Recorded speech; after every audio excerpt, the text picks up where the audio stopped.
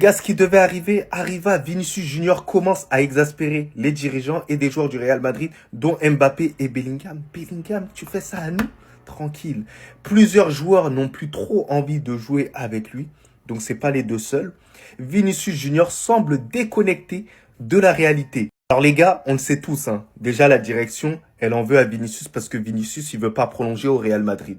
Mais moi, je comprends Vinicius parce que vous le chiez à la gueule, c'est une réalité. Les gars, Vinicius Junior, il est là au Real Madrid, il a remporté pas mal de choses. Il s'est imposé en tant que patron du Real Madrid, bordel de merde. Il était censé avoir un ballon d'or. Et je vous promets les gars, si Mbappé n'était pas venu au Real Madrid, il aurait obtenu ce ballon d'or là. Dans la tête des gens, il était inconcevable que Vinicius ait un ballon d'or avant Kylian Mbappé. C'était pas Rodri qu'il fallait attaquer les gars. Le problème, il était beaucoup plus profond. Dans la tête des gens, si Vinicius obtenait le ballon d'or avant Kylian Mbappé, Vinicius aurait été le patron du Real Madrid. Il aurait obtenu quelque chose que Kylian Mbappé n'a pas obtenu de manière individuelle. Moi, c'est mon humble avis sur ça, vous pouvez en faire ce que vous voulez. En tout cas, si cette information elle est vraie, les gars, voilà, perso, je suis déçu. Je suis déçu, voilà, qu'il n'y ait pas assez de soutien sur lui. Alors certes, il a un comportement, des fois, il est exécrable et tout.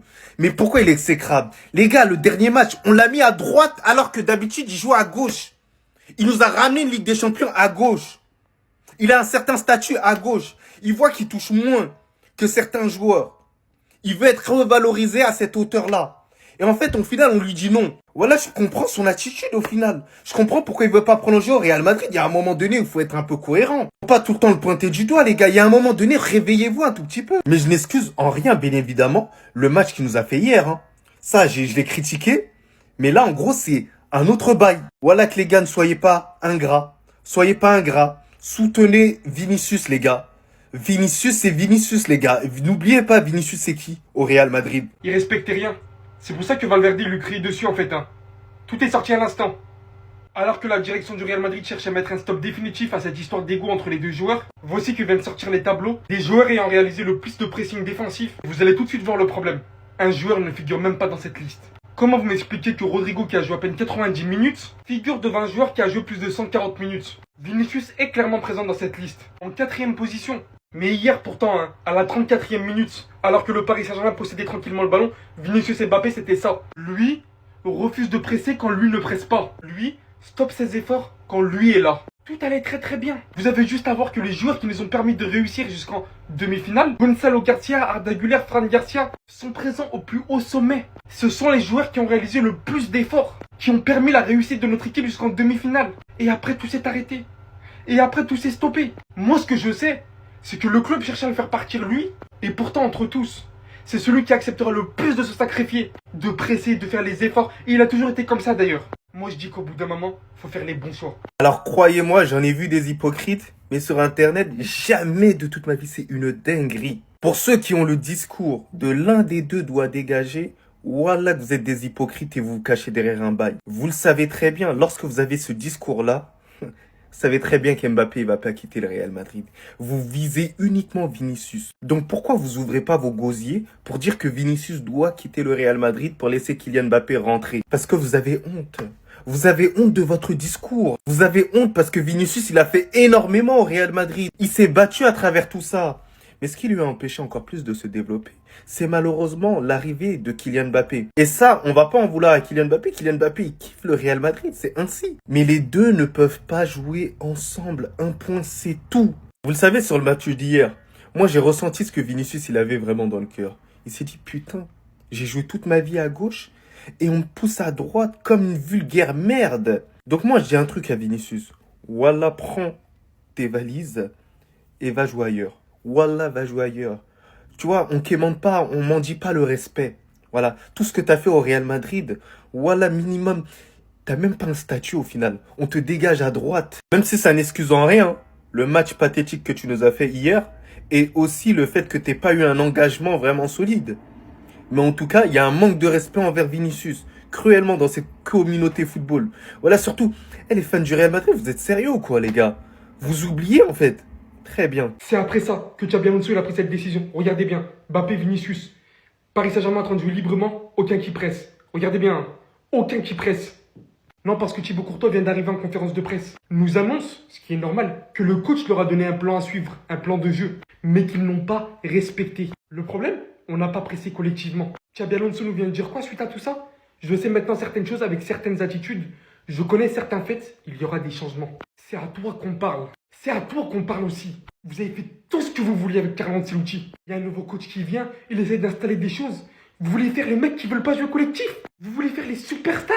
Mais vous prenez pour qui? Mon club est en train de flancher. On gagne rien depuis un petit moment. Tout ça à cause de vos égos. Ouais, moi je défends pas. Si lui il défend pas, ouais, moi Vous voulez la gloire? La gloire, ça s'obtient comment? En gagnant des trophées. Mais vous l'oubliez. Vous l'oubliez. Vous êtes devenu obsédé par la gloire personnelle. Vous allez vite vous réveiller. Vous allez vite... De toute façon, il l'a dit, Xabi Alonso. Vous allez vite finir sur le banc. Ça y est, c'est terminé maintenant.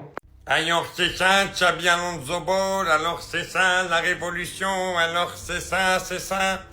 Les gens qui disent ça ne connaissent tout simplement rien au ballon. Moi je veux bien que Florentino Pérez il arrive et qu'il dise ouais la Coupe du Monde des clubs c'est un objectif, faut absolument qu'on la gagne, etc. Mais pour ça, il faudrait déjà regarder ce qui a été fait cette saison et d'où va partir cette équipe.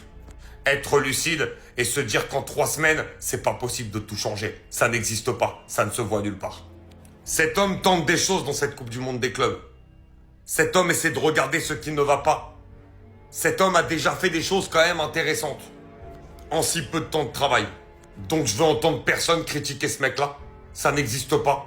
Déjà en si peu de temps de changer une équipe. Et là, oui, il y a eu du bon dans cette Coupe du Monde des clubs contre la Juve, contre Dortmund, c'est vrai. Qui sont pas non plus des mastodontes européens cette année. Là, t'es tombé sur la meilleure équipe. Évidemment, t'es face à tes limites. Xabi Alonso, je sais qu'il est très énervé de ce match-là et il va devoir justement beaucoup travailler, mais il le sait. Le chantier est immense. Il le sait, il est au courant. Mais là, il va falloir remettre le jeu et surtout la tête à l'endroit au Real Madrid. Pour que les joueurs se disent qu'il faut se bagarrer sur le terrain. Et que tout le monde doit mériter sa place par l'effort. Et que c'est comme ça que le beau football reviendra à Madrid. Leak, cette image n'est pas une IA. Attendez, je vous montre. Peut-être c'est moi, je suis fou. Est-ce qu'il est pas meilleur? Bah, on va jouer un jeu, les Barcelonais. Non, juge, lequel est le meilleur finalement? Parce qu'il y a une semaine, c'était ça. Il y a quelques mois, c'était ça. Mais ouais! Par pitié, hein. Je vais même pas te demander, pars de mon club, quitte mon club. Change de... Non. Arrête ce sport. Paul favor, arrête le sport. Où va la lutte sénégalaise, la MMA, le kickboxing, le kung fu.